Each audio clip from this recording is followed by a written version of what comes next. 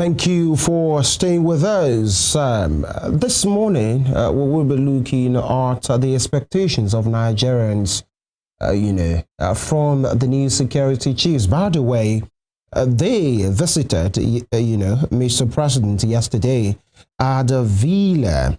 Actually, they arrived at the forecourt at the State House right about 3:55 p.m. with the new Chief of Defense Staff, Lieutenant General Olufemi Oluyede, who until his new appointment served as Chief of Army Staff. There you go. On your screens you have it. Leading the service chiefs to the President's office upstairs. And, although the details of that meeting till now have not been made public, but then the newsmen have it that the meeting served as an opportunity for the service chiefs to meet one-on-one with the President and get the necessary brief from their commander-in-chief. And it was gathered that the swearing-in of the new service chiefs and decorations with new ranks will be after they have been confirmed by the Senate in line with the constitutional provisions. Now, we learn that a CDS, that's the Chief of Defense Staff, will now become a full general, that's a 4-star general, while the 3 service chiefs will be promoted Lieutenant General, or is equivalent in Navy and Army Force, that's a 3-star general. Already, now there you see them on your screen. Already, the President has forwarded the names of the service chiefs to the Senate for screening, and there are indications that the Red Chamber may confirm the appointees at plenary this week. The President last Friday afternoon announced sweeping changes in the military hierarchy, naming Lieutenant General Oluyede as Chief of Defense Staff to replace General Christopher Musa. Major General W. Shaibu was appointed Chief of Army Staff.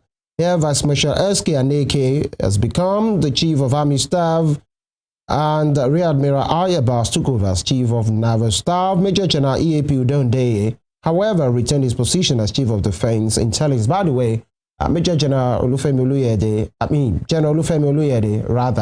was Chief of Army Staff and now has been elevated as the Chief of Defense Staff.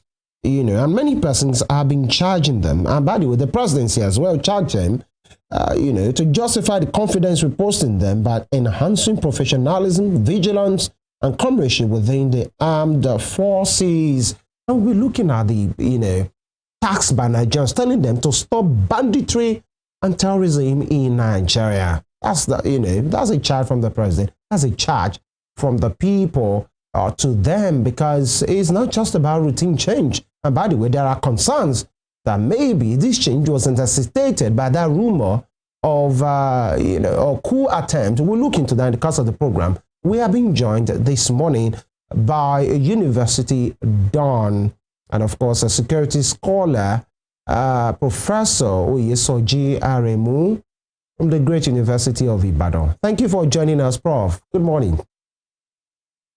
So much. Good morning for having me. Thank you very much. It's good to have you on our program again. In a while.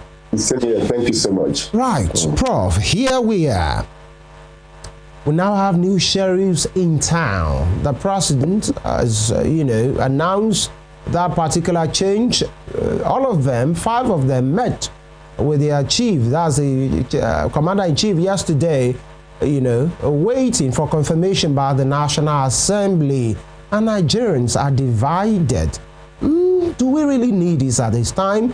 As there have been growing concern, we had growing concerns under Muhammadu Buhari at a time when people were saying, reject this architecture, bring in new people, and it took forever before Buhari did that. And immediately Mr. President came into the saddle of his administration, he has rejected. He changed all of them, and less than 2 years again, or 2 years after, he's rejigging again, and some are saying, wait a minute, what is going on? Does it have anything to do with our coup attempt, or is just a president who wants resort? And some are saying maybe there are some development in the military about regularization of promotions and some of these things that the president is trying to do. Let's start from there. What do you think necessitated this change at this time? Because this is the second time President Bola Ahmed is doing that in 2 years.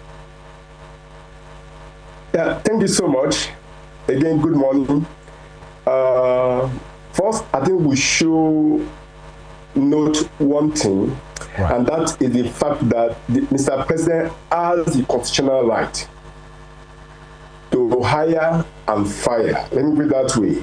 He has that right for him to appoint or to let go some of these service chiefs, even the ministers, and all the appointees. In other words, they are all his appointees. I'm happy you made a reference to the administration of late President Muhammadu Buhari. When he was on board, at the point, his service chiefs spent almost 5 years.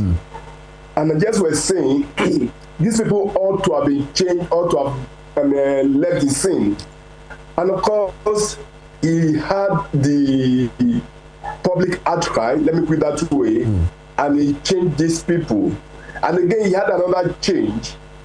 But as soon as the current president came on board, Bola Ahmed Tinubu, of course, within 6 weeks, he was able to bring aboard these former service chiefs, except 2 of them. And 2 years running into his administration, he felt the need to also have some change of guards. I will put it a mixture because not all of them were asked to go. He retained 2, the former chief of army staff and the chief of defense intelligence. And for that very reason, we will say that we should not begin to probably have some permutations beyond what is opened, beyond what people are discussing, beyond the flying theories. The president understands the reason why, together with his kitchen cabinet, that he feels there is a need to have new service chiefs. Of course, there is a rumor of coup attempt. Again, it's still at the realm of a rumor until the federal government comes to say this and this. Then, of course, there is a resurgence of banditry and terrorism in parts of the country that were not a total part of where we used to hear this. right. I talk of Kogi State, I talk of Kwara State, and some other places as well. Thank you. All right. I've been put that to rest because, it's only when Nigerians have been asking, especially since that time, that Sarah report that talked about a coup attempt and some officers rounded off and from a section of the country, and with the defense headquarters have refuted, some Nigerians are saying, coup? No way. Never. Whatever challenge you're having with democracy, we'll rather settle it, but we deserve to know. Don't manage the information. Don't try to tell us what has not happened. If there is a coup, let us know. But we will support democracy because coup has no place. Don't you think Nigerians are right and they deserve the right to know, either rightly or is permutation? Oh, yes, I agree. Nigerians, including you and I, have the right to know what is happening. Yeah. They have the right to know about this. Honestly, I agree to that. As I said the other time, of course, we first heard about this last week through Sarah reporters and other flying about in the social media. And of course, as you said, every Nigerian, even non-Nigerians, stakeholders, who are stakeholders, have the right to understand what is going on. And I quite agree with you, our democracy is no longer a nascent democracy, right, as we used to refer to it in the last couple of years. We now have a rooted democracy. We should be allowed to continue to grow. And of course, it's normal when a child is growing. Again, I don't want to say a nascent democracy, even an adulthood. As adults, we continue to learn as well. Whatever might be the challenges, democratic challenges we have, even including the security challenges we have, there should be no room for military coup in Nigeria. We should allow the democracy to continue to thrive and see what happens. If I don't just have any issue with any government at any level, people should wait till the next opportunity for them to change the government through ballot boxes and not through guns. All right. Now, we spoke, before we leave this particular angle, with, 2 security persons yesterday, and one of them was director, of defense intelligence, Defense Information in Nigeria, General Chris Olukolade yesterday, and he said, as far as coup is concerned, because I raised the question of, okay, the Arab Spring happened like 10 years ago, and it ravaged the entire, Gulf, the entire Northern Africa, and 2 years ago or thereabout, then we started having this coup in Africa, in Mali, in Burkina Faso, in Niger. And General Olukolade said, well, that might have happened, but in Nigeria, it will be very suicidal for any person in the military to think about that now. And he said, our orientation is different from those persons. Our sophistication is different from them. And maybe the polarity in Nigeria will not encourage that. So he doesn't see that happening. Whoever thinks about that will just want to die for a worthless cause. Do you agree with him? Very, very well. I agree with retired generals. I was having a discussion on another television station yesterday, and this also came up. The same question. And you understand one thing. I think you should understand one thing. The Arab Springs happened. Then we now have other things that happen in Africa. We have the Mali, Niger, Burkina Faso, Gabon, and the one that happened recently in Madagascar. Exactly. But Nigeria is so sophisticated that as Nigerians will ask questions, we don't only ask questions, we take actions, and we can decide this is what we want, this is what Nigerians want. And again, given the understanding and of Nigerian politics, it is very, very difficult, as the general said, for someone to think about it. That notwithstanding, I think the politicians need to do the right thing, because you cannot just say anything cannot happen, because at least until it happens, we will not know. But I want to align myself with this position that it will be very, very difficult for us to have a coup in Nigeria. I agree with him. All right. Now, let's go to the task before these, gentlemen and officers, as they are called, and we learned that very soon they might be, in fact, they will have to be, at the National Assembly for confirmation and all of those things. And Nigerians are saying, you now have the job. Can you give us results? And many Nigerians are tasking the president that give them timeline. That's one of the issues, because if they're in private practice and all of those things, you have KPIs in which you give your new entrants or people you are given responsibilities to say, this is what I need. Give me what you need. Let me know. And I want this and this within the next 6 months.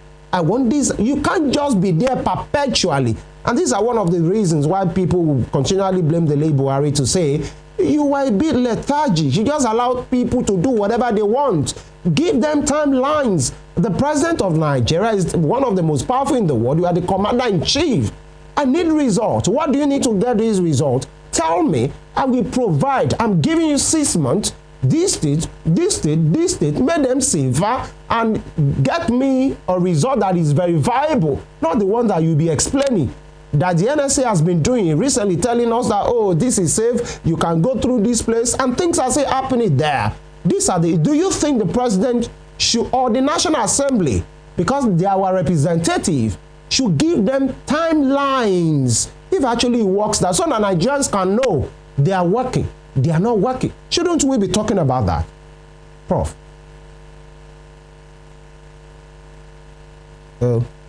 I guess there is each will try and reconnect, because that. Hello? Yes. Hello? All right. Can you hear me, Hello? Prof? Yes. Can you repeat the latter part of the question, please? All right. Many Nigerians are telling the security chiefs to say, you have the job now, at least pending confirmation. Please give us results. How many persons are tasking the president and maybe in the National Assembly that give them time frames? You can't just allow people to have a job and then keep doing it. No, there must be timelines. 6 months. This is what I'm expecting from you. Tell me what you need. I will provide it. Give me result, or you will lose this job. Shouldn't we be more drastic and get to that point? Thank you so much. Again, we need to interrogate where we were coming from. How did we get to where we are? And what are we doing about where we are? And where do we want to go? How do we get there? Right. Again, each time I talk about the issue of banditry, again, it didn't start with the issue of banditry. It started just like skirmishes of this religious sect, killing the police. And I've been saying it, and I think the government, talking about the then government, former administration before that of Muhammadu Buhari, late, went to sleep when we had the issues. And unfortunately, before we knew it, the thing has boomerang. And it also got out of control of what the Nigerian police should control. That was when we now drafted in the Nigerian military. I think we should get that history very well. From the beginning, it wasn't part of what the military should do. It was all because the police can no longer handle this. That's why the military were drafted. And when the military were drafted, as you said, in fact, it's one of the campaign issues that led to during Muhammad, the APC coming together and make sure that lost the election. It was a serious campaign issue.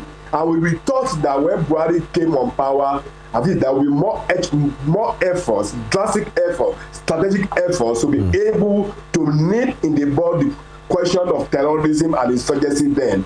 Then throughout that period as well, it's 8 years, the thing metamorphosed from banditry, from terrorism and insurgency, the addition of banditry and kidnapping as well.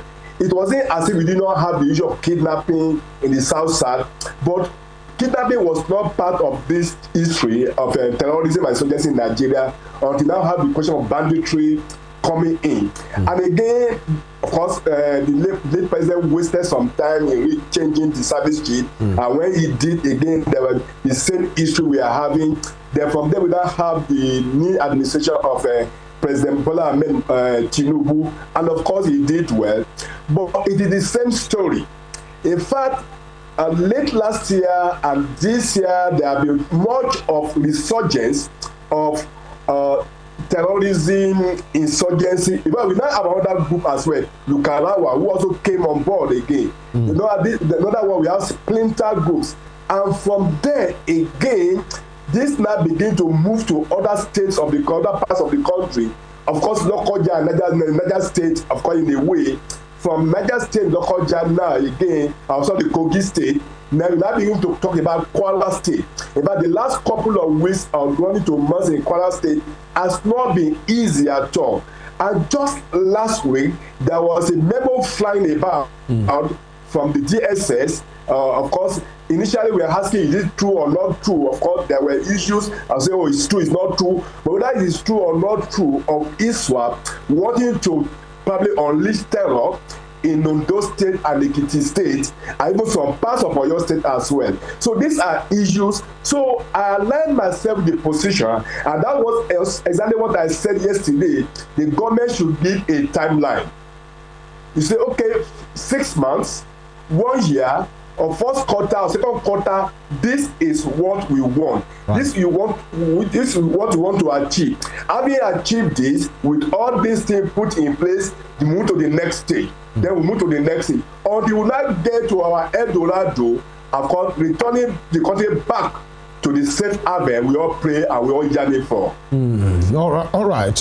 Prof, before we, take the conversation forward now, in Nigeria now, it's now about banditry, kidnapping, outright terrorism, and when you talk about kidnapping, not only in the northwest, pockets of it are still happening, but, in the eastern corridor as well, even in the southern part, of this nation as well, killing for ritual, killing for money. Sometimes they kidnap, they take the money. The people who go with the ransom, they re-kidnap them. Sometimes the bodies are not even released, and these guys are roaming free.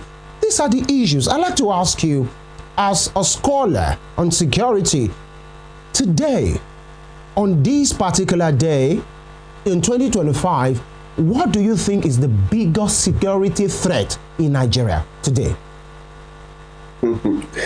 Thank you so much.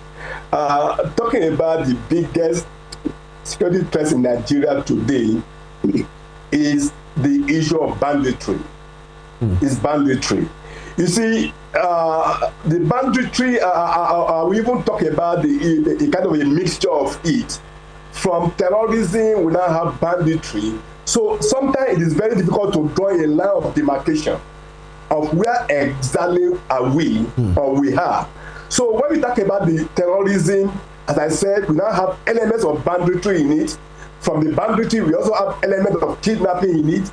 From the kidnapping, we also have elements of not only kidnapping for the purpose of kidnapping for ransom purposes.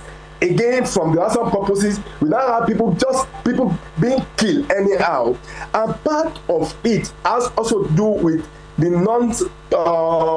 non-state actors now, who now begin to go about free. And of course, even the people now begin to jubilate, welcoming them. I will now begin to ask, why would people welcome them? And of course, people now begin to say that where the government, security agency was supposed to provide security are not doing so, shouldn't we look at these other people and also, okay, let's align with them in code so that we can have our peace, so that we can go to our farms, so that we can go about our normal businesses and as we used to do. I watched a video clip 3 days ago of these terrorists and bandits riding on motorbikes, Okada, what people call Okada, with arms and ammunition, drones, and people were jubilating. They came to hold a meeting with the people, and they went back again with bags of foodstuff and so on and so forth. So the current biggest security threat in Nigeria is an amorphous one, which is very difficult to say this exact one. Terrorism play a part with banditry and kidnapping. Now, who are these people? I have a reason for asking some of these questions, because one has to know, actually, none of them is actually good as kidnapping, ritual killing, killings for money, and all of those things. But you have said it's a mixture of all, but, you know, chiefly is banditry. Now, the question is, what is the attraction in Nigeria by these people, and who are they? What is the attraction and who are they? Again, we'll go back to history. How did we start? How did we get here in 2009? Right. Remember that in 2009, we talked about the Shekau group. These are Nigerians, and of course, and they believe. But because of what happened in the Sahel region, remember there was almost a time which the former, I think it was the former Chad president, got killed in the act of fighting terrorism. Well, what happened in Sahel region, and Libya, Burkina Faso, Mali, and Niger, even Benin Republic here, they now begin to have infiltration of people moving. One, because of our porous border, and again, the cultural affiliation, we cannot rule that out as well. And the question of language as well. So why we will not say these people are so of this group, but what we know is that there's something that's very common. Cultural affiliation, language, relationship, and of course, we're talking about other issues. Then another thing is, what do they want? Yes. I want you to also note this. At a point, the question of mineral resources was even one of the things that was on the table that was promoting up to now, that is promoting issue of terrorism and banditry. So we have this. Then we also talk about what I said the other time, talking about the porous border we have, and of course our youth that are restless, no employment, poverty, and so on and so forth. Then we're talking about the issue of radicalization as well. People are radicalized because of poverty and of course unemployment. Then we also have many of these children in the north and other parts of the country who are out of school. We should begin to ask questions. When such children are out of school, if you look at 2009 to date now, we're talking about well over 20 years. A child then that was out of school, who was probably age 4 or 5 then, should be around 25, 26 years old to be. Right. He's not having anything to do. What do you think he will do? Of course, he will go into this and align with these people. And these people have one simple thing. How do they get people radicalized, get them recruited, and let them go through so many stages of radicalism, and of course, before that, because okay, yes, we are part of you, we can be part of you, we'll do this for you, and so on and so forth. And so forth. So many things to really unpack this morning, Prof. And I want to ask if actually you are aware that in Sokoto State, these bandits have played levy. You know, not just in Sokoto, many communities are now paying levy. In fact, some have been arranging for what they call a peace meeting with the abusers, with the people killing them, just because they feel maybe we should just beg them to stay alive. That is what is happening in Nigeria of today. But all of those will be discussed after now. Please stay with us.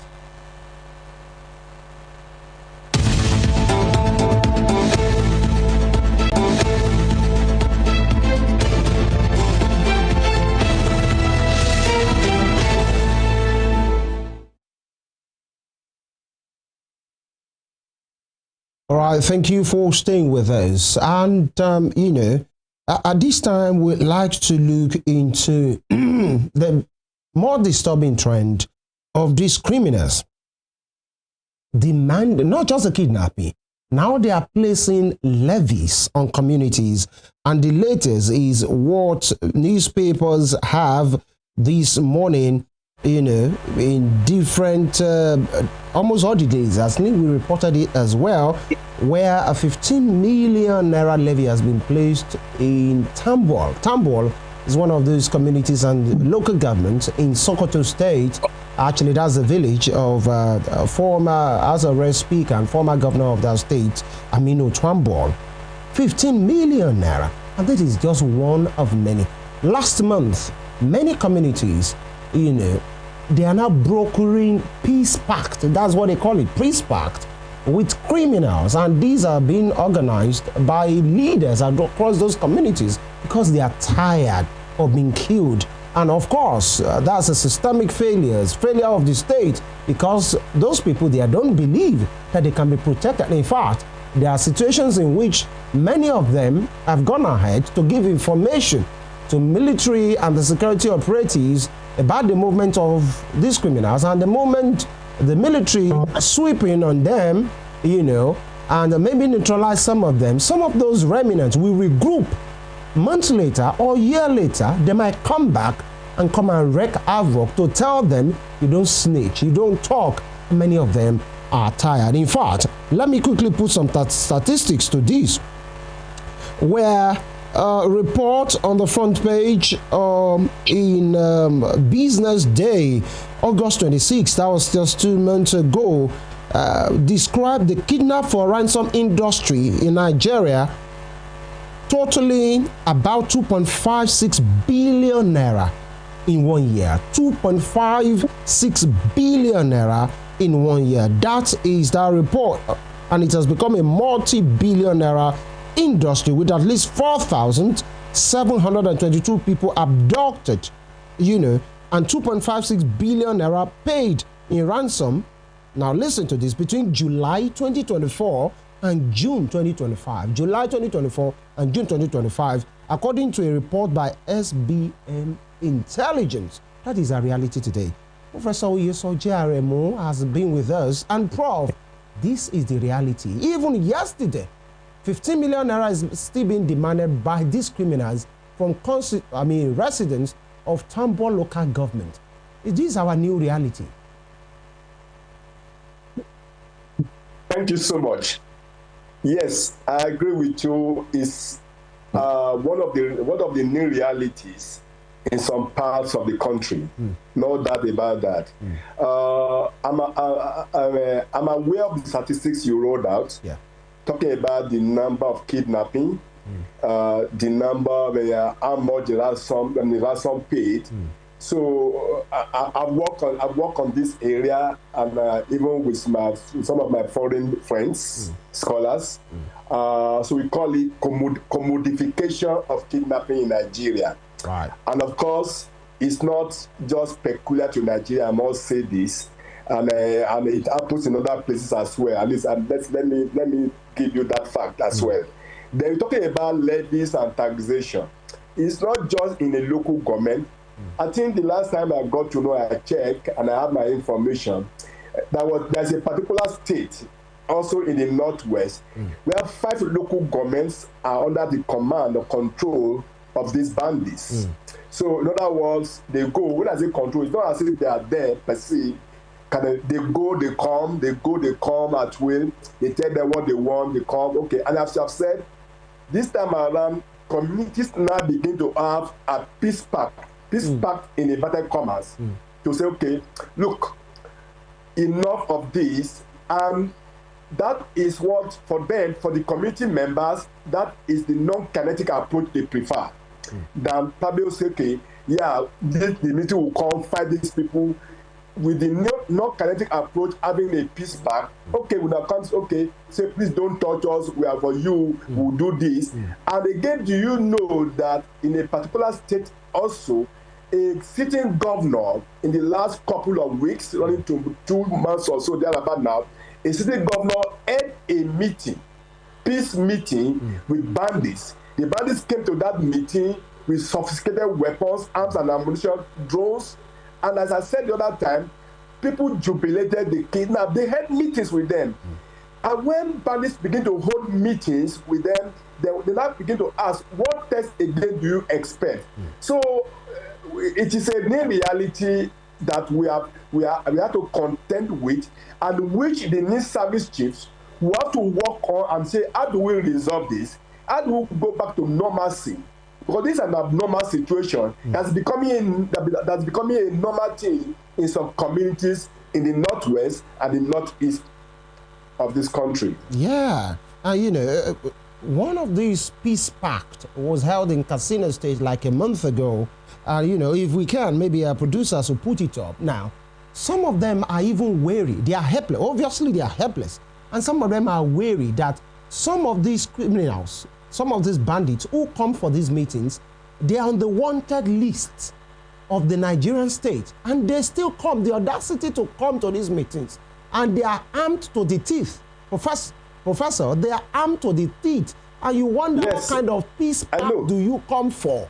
And you are armed to the teeth, with some strapping grenades, with some with rounds of magazines across their chest, and they have the audacity to come. They hold microphones, Prof. They talk, they address the people, they go back. I saw everything. What gives them that audacity? Are we failing as a state? I need to ask you that question.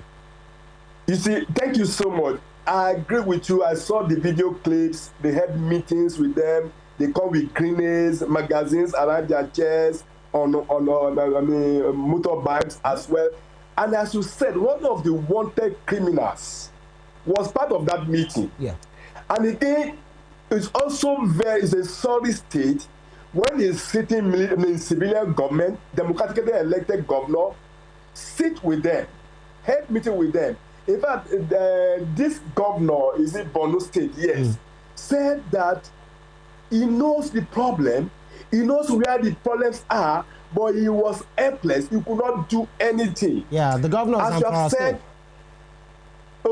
thank you. That yes, that you could not do anything, and for that very reason, he doesn't even know what to do. He's helpless. If a governor could cry out, say he's helpless, and this the governor will say is the chief security officer of his state, that only is on paper.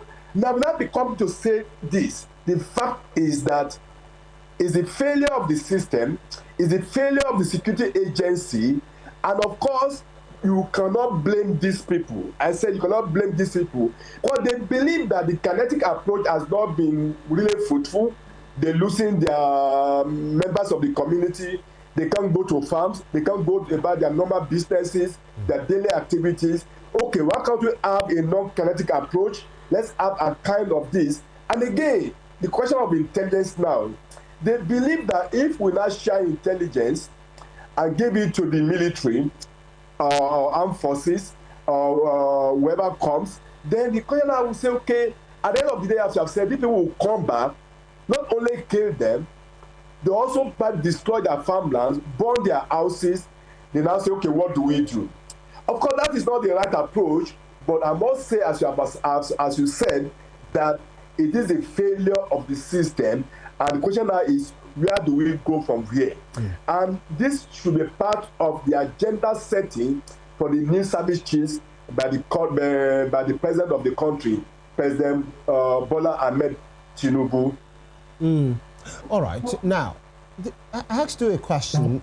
You know, with all of these, a government within a government, as you know, those that are running the shots, calling the shots within communities, and they move freely. In fact, was it 2 months ago, the governor of Zamfara, the governor of Borno State, Professor Babagana Zulum, you know, came out to address the media, address the public to say these criminals are now roving around unattacked.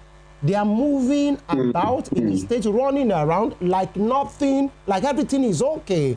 And he has to speak up. Now, you know, with what I said earlier, are these not signs of a failed state? Because we owe our conscience, our allegiance, you know, to our allegiance to our conscience and to our nation. Let's call it what it is. Now the government has said, no, don't talk about it. We are working. The NSA have been saying things have improved. Oh, we are doing better right now. With what we are seeing right now, are these not signs of failing state, if not a failed state? It's not as if we have a failed state, but these are symptoms, there are signs of it that we say, okay, things are not working as expected. Of course, we have sitting governors. You mentioned Zamfara State and Borno State governors. Yes, I also mentioned that the other time. But these are issues that we have to contend with, and for that very reason, we now begin to say, what do we do?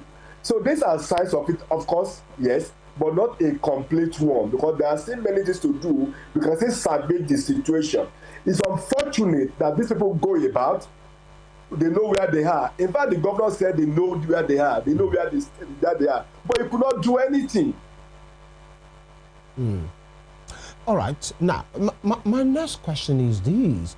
What do you think gives, and I've asked that question from different persons, this audacity to take off and attack the people, ambush the military? Not just that, they take off and they go attack, overrun military bases.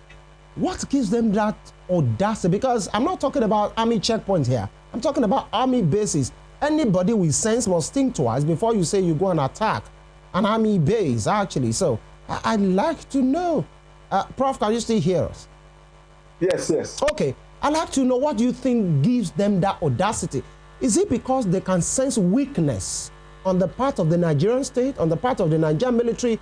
Because somebody must be ready to die before you can think you go and overrun, and they have done it severally till like maybe last month. They are still overrunning army bases. What do you think gives them that audacity? Is it because the Nigerian military are now that weak that everybody can just give them a go? No. Nigerian military is not weak. So why? Let me underline that Nigerian military is not weak. Right. But one of the hardest battles to fight is an asymmetric battle. The battle in which people you are fighting with are not just people like you. People you are fighting with are part of the civilians. The people you are fighting with are talking about guerrilla warfare, and so on. So that is one of the challenges the military is having, I must say this. And of course, it's really affecting the impact for us to be able to assess what they are doing. Again, you also ask the question, what gave them the audacity, or what is giving them the audacity? Yes. You must note one thing, and that is the fact that for these people, it's not an ideology. For these people, it's the fact that, oh, we just want to overrun the community. We just want to make them know that we are there. We just want to do that. Of course, make a living from it. Make a living from it. And again, you must also note that these people are well armed. They have sophisticated weapons. In fact, we even heard from friends that what they carry are even much more serious lethal than what the Nigerian army is carrying. And of course, when the Nigerian army, the theater of operation, go about all these things, they are also very careful. They can't use area bombardment because of so many things that may happen, talking about civilian casualties. And these people know about this, and they get information, they get intelligence, and they act swiftly. Do you know, other than the land encroachment and, of course, land ambush and so on, these people also have a control of some airspace as well, using drones. And ask, what is happening? How do we get here? I'm going to say, how do we get here?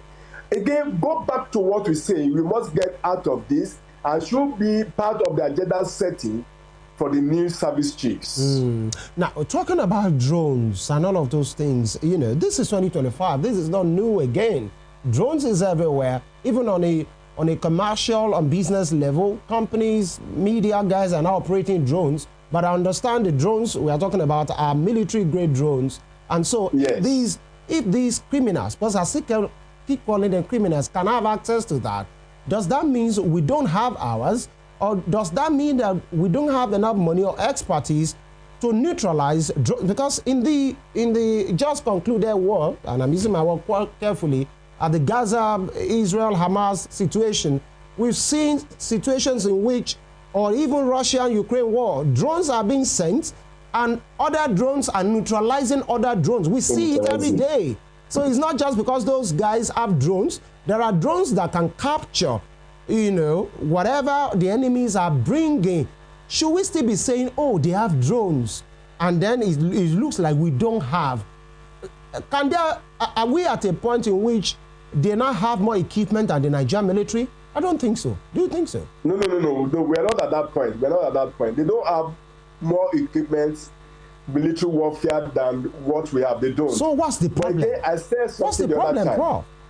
The problem is this: the military are very careful. The personnel are very careful, not really giving a counter attack where the civilians are, because these people live with the civilians. They live within the communities. And of course, the community also harbor them. Of course, we've interrogated that, we've discussed that, where they have to harbor them for their own safety. And the military has to be very, very careful. The reason why I said that the most difficult war to fight is an asymmetric war, where it's not organized. And for this reason, the military will have to be very careful, doing what they should do professionally, so that they will have minimal damage, casualty, as much as possible. Do you think this that you have just said right now, Prof, these bandits and kidnappers, they know it as well? Maybe that's why they take human sheets. Maybe that's why they want to stay around the people, because they know that the army will not want to attack. Do you think this is a problem really on its own? It's a problem. It's a very serious problem. It's a problem. And the way the military are trained, they are trained not to attack the civilians. So it's a problem. That's why sometimes you have to be very careful, not really saying the military is not doing much. They are doing very well. But again, we're having a very difficult war we are fighting. Not the usual war, like, okay, country versus country. That one is different. Even the one you make reference to, the Israeli-Hamas war, even there was so much outcry, so much condemnation of what the Israeli government is doing, because of so many civilians that were killed in Gaza. All right. Now, if actually, peradventure, because I know you have worked with the military before, education level, research on the field and all of those things, if actually you are to make a proposal or you are to be in a meeting to set agenda for these new security chiefs, what will you be telling them, Prof? Thank you so much. Again, as a stakeholder, I think we should be telling them to look at what they've been doing. What have they been doing? There are many theater of operations. What has happened there? One, I would tell them about the need to get the soldiers more motivated. Then again, the number of months. Do you know many soldiers are in the war front for 1, 2, 3 years? Again, But we should go back to the normal convention, the normal principle, 6 months, you change them. But again, it's not about, I understand the problem of personnel is a question. Motivation is a question, equipping them very well as much as possible. Then again, also, they also need to get people, the community, the public, to believe in them the more, so that as much as possible, even when intelligence is provided, as they should get a kind of easy and quick response to be able to assist members of the community. Then again, I also like to stress the need, the question of collaboration. As much as possible, there are other sister security agencies who are not, who the military should also try to collaborate with, to give them information, provide information. And of course, I'm also saying the need also with the traditional rulers, we need to get them on board as much as possible. Unfortunately, few of them have not been doing well when it comes to the issue of banditry and the insurgency in this country. This we need to work on for us to be able to get to our Eldorado on security situation in Nigeria. You know, we've spoken to analysts on this program, and what one of them, said has always stuck with me. And he said, in Nigeria as of today, especially in the past few years, we have always been having this security, the politicization of security and the security of politics. That in Nigeria, and he said that is one of the bane, because when you are trying to make an headway, then you see some people making some remarks, then you see them saying, oh, they are part of us, and all of those things, and, how do we weather that particular storm, and, let me add as well, a former governor of the northern state, one of the northern states, said at a time, we must get to a point in which we can't afford collateral. He was talking about cape bombing and all of those things, and let's have maybe an organized and robust attack against these persons. And what it meant is, if this attack is happening in Sokoto, let it be happening in Kebbi, let it be happening in Zamfara, so that these guys will not, the remnants of those who are being pursued in Sokoto will not move to Kebbi, they will not move to Niger. That let's have a robust combing of our forest and neutralizing these bandits, causing havoc, maybe for like 3 months or 6 months, and then we will get results. How come we are not doing that? Talking about the politics of security and the security of politics. Thank you so much. There are two legs here in what you raise. Yeah. Security of politics, policy of security is a normal thing. It goes everywhere. Then again, we also talk about business of it as well, economics of it as well. So these are issues as well we must also stress. Right. So it's a normal thing. Do you know that part of the security of policy of security is what I talked about the other time when I talk about the issue of cultural affiliation, the issue of language. I recall very well, I think it was last year or so thereabout, when we also have the issue about some youths who protested against the federal government, and they were saying, okay, they should not be attacked because they are part of them and so on. Yes, I'm not saying the youth should be attacked, no, but we have infiltration.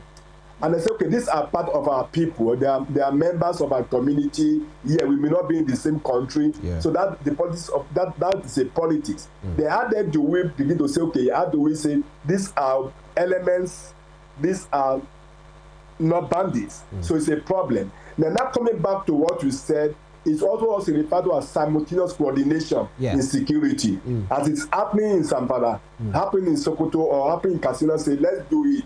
Again, we now have the question is, do we have enough personnel for us to be able to do that? Do we have enough arms and ammunition for us to be able to do that? Although there are different, theater of operations in the northeast and the northwest. Again, right now, do you know that last few weeks again, there's also another call now to have a military base in I think in Ilorin, somewhere in Ilorin, because of what you are having there.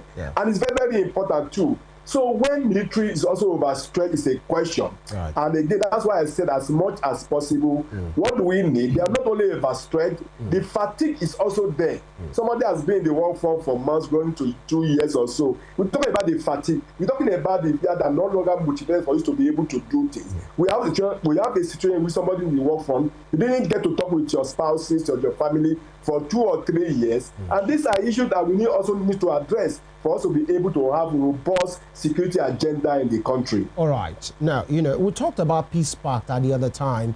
And while some of these non-state actors are coming to meetings, you get to see shortly now, some of them are armed to the teeth. These are some of those meetings that they have. And statistics research has shown that the negotiation, by the way, is always one-sided. Because if somebody is coming to a meeting with you with grenades, with magazines, with Kalashnikovs, with machine guns, and you're having negotiation, that is not a negotiation. Actually, you can't negotiate from a place of weakness. It's whatever they want that we have to put up. And of course, the incentive has to do with government offering or people organizing it. There you go. Rehabilitation program, whatever you need, you get kind of approach. And then research has shown that it has never worked. Actually, it's always short-lived. There was a time that Aminu Bello Masari, former Governor Katsina, had it. He even took pictures with some of them wearing these things. And at the end of the day, he said when he left that that particular decision was one of the worst of his life. Prof, people are back making such decision again. And research has shown it can never be permanent. It can never work. In the next 2 minutes, in the next 2 months, those guys can come back and change the time of agreement. But what choice does the people have? People do not have any choice. As you said, that agreement can never work. It has never worked and will never work. Because the so-called Peace Pact is from the angle of you are stronger than I do. You come, like the picture I'm looking at on the screen now, you come to a meeting fully armed, with heavy security, and people you are negotiating with are not armed. What are you talking about?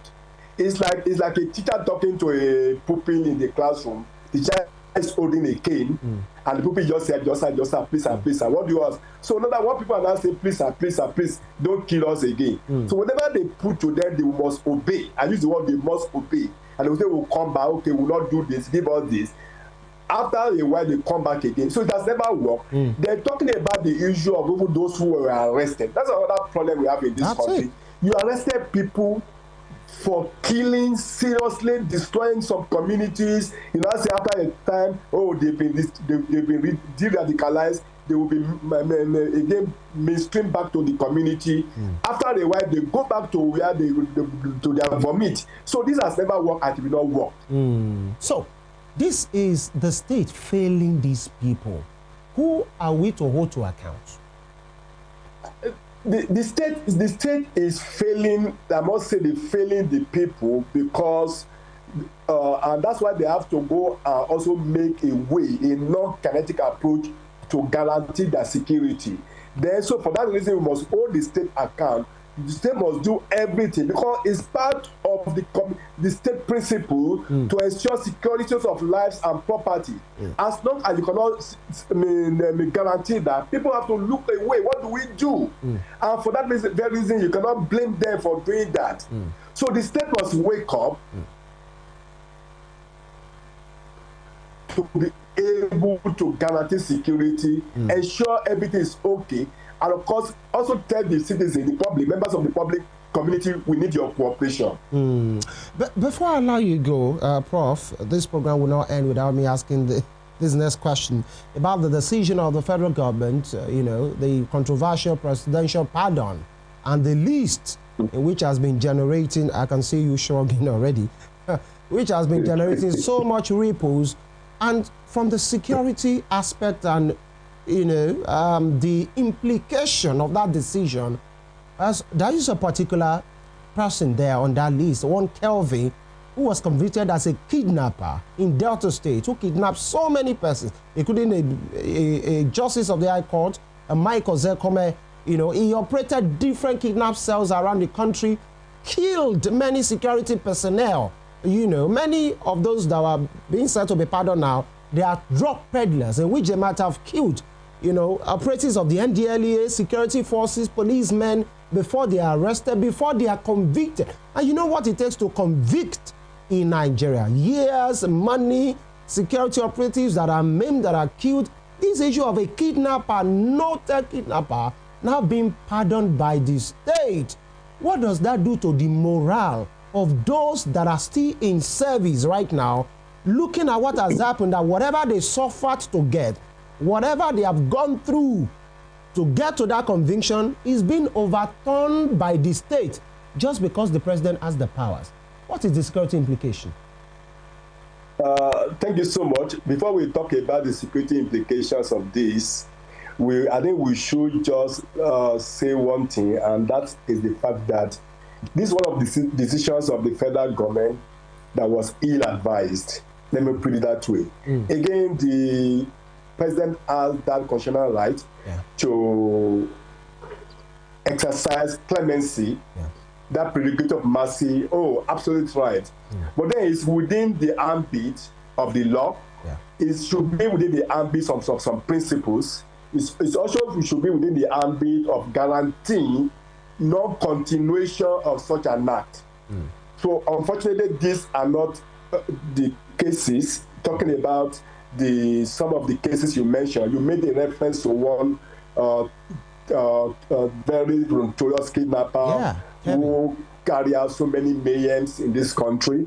The security implication is that, even to talking about drug addicts as well, drug bearers, to here we're talking about the fact that you can guarantee that such will continue again in some individuals, because the essence of punishment is to deter, making you not to go back to it again.